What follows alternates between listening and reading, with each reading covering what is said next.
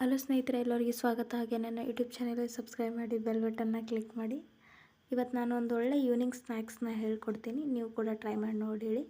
ಒಂದು ಪಾತ್ರೆ ತಗೊಳ್ಳಿ. ಒಂದು ಪಾತ್ರೆಗೆ 2 ಕಪ್ಪು ಹೆಸರು ಬೇಳೆ ತೊಗೊಳ್ಳಿ. ನಾನು ನಿಮಗೆ ಹೆಲ್ಪ್ ಆಗಲಿ ಅಂತ ಇಲ್ಲಿ ಬೇಳೆ ನೇಮ್ನ ಬರೆದಿದ್ದೀನಿ. ಸೊ 2 ಕಪ್ ತೊಗೋಬೇಕು. ನೀವು ಕಡಿಮೆ ಜನ ಇದ್ದರೆ 1 ಕಪ್ ತೊಗೊಳ್ಳಿ, ತುಂಬ ಈಸಿ. ಹೊರಗಡೆ 5 ರೂಪೀಸ್ ಪ್ಯಾಕೆಟ್ನ ತೊಗೊಂಬರ್ತೀರಲ್ಲ, ಅದೇ ಥರ ಮನೆಯಲ್ಲೇ ಈಸಿಯಾಗಿ ಮಾಡೋದನ್ನು ಹೇಳ್ಕೊಡ್ತೀನಿ. ಮಿನಿಮಮ್ 1 ಗ್ಲಾಸ್ ನೀರು ಹಾಕಬೇಕು. 1 ಗ್ಲಾಸ್ ನೀರು ಹಾಕಿ ಒಂದು ಪ್ಲೇಟ್ ಮುಚ್ಚಿಡಬೇಕು. ಮಿನಿಮಮ್ 2 ರಿಂದ 3 ತಾಸು ಬಿಡಬೇಕು. ಅಂದರೆ 2 to 3 ಅವರ್ಸ್ ಒಂದು ಪ್ಲೇಟ್ ಮುಚ್ಚಿ ನೆನೆಯೋಕೆ ಬಿಡಬೇಕು. ಸ್ವಲ್ಪ ಉಪ್ಪು ಹಾಕ್ಕೊಳ್ಳಿ. ಸ್ವಲ್ಪ ಉಪ್ಪು ಹಾಕಬೇಕು. ಅದಕ್ಕೆ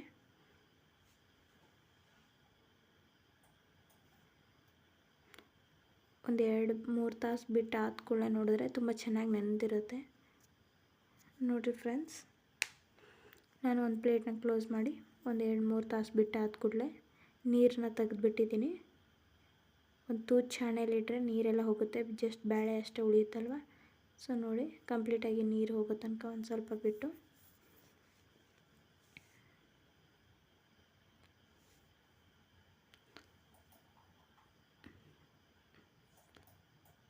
ನೀರೆಲ್ಲ ರಿಮೂವ್ ಮಾಡ್ತಾಯಿದ್ದೀನಿ. ನೀವು ಕೂಡ ನೀರು ತೆಗೆದು ಹಾಕಬೇಕು.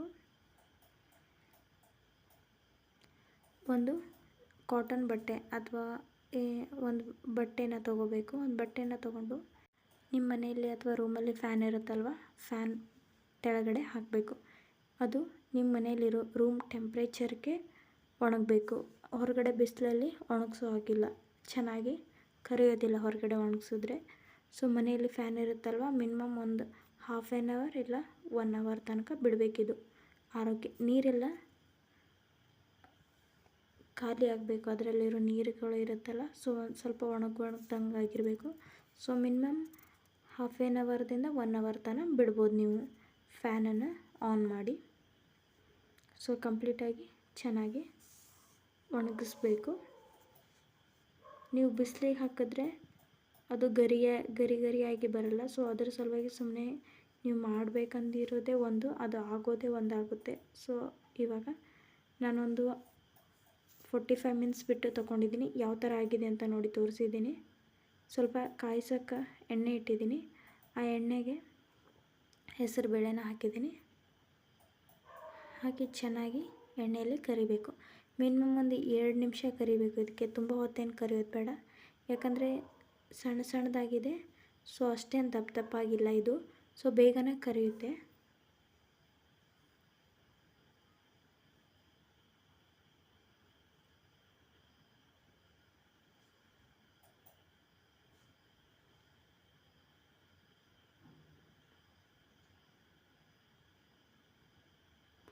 ನಾನೊಂದು ಪೇಪರ್ ಹಾಕ್ಕೊಂಡಿದ್ದೀನಿ, ಯಾಕೆ ಎಣ್ಣೆ ಹತ್ತಬೇಕು ಅಂತ.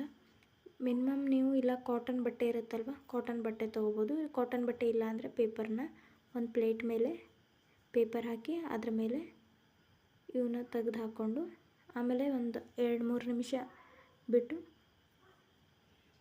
ಕೆಳಗಡೆ ಇರೋ ಪ್ಲೇಟು ಅಥವಾ ಕೆಳಗಡೆ ನೀವೇನು ತೊಗೊಂಡಿರ್ತೀರಲ್ಲ ಪೇಪರ್ದನ್ನೆಲ್ಲ ಅದಕ್ಕೆ ಹಾಕಿ ಸ್ವಲ್ಪ ಉಪ್ಪು ಖಾರನ ಆ್ಯಡ್ ಮಾಡಬೇಕು. ನಾನು ಒಣ ಖಾರ ಹಾಕಿದ್ದೀನಿ. ಸ್ವಲ್ಪ ಜೀರಿಗೆ ಪೌಡರ್ನ ಹಾಕಬೇಕು, ಜೀರಾ ಪೌಡರ್ ಹಾಕಿ ಸರಿಯಾಗಿ ಸ್ಪೂನಿಂದ ಮಿಕ್ಸ್ ಮಾಡಿ ರೆಡಿ ಮಾಡಬೇಕು. ನೋಡಿ, ಫೈನಲಿ ರೆಡಿಯಾಗಿದೆ. ಎಷ್ಟು ಚೆನ್ನಾಗಿದೆ ಅಂತ ಗೊತ್ತಾಗ್ತಿದೆ. ಸೊ ಇಷ್ಟೊತ್ತು ನಾನು ವಿಡಿಯೋ ನೋಡೋದಕ್ಕಾಗಿ ಎಲ್ಲರಿಗೂ ಧನ್ಯವಾದಗಳು.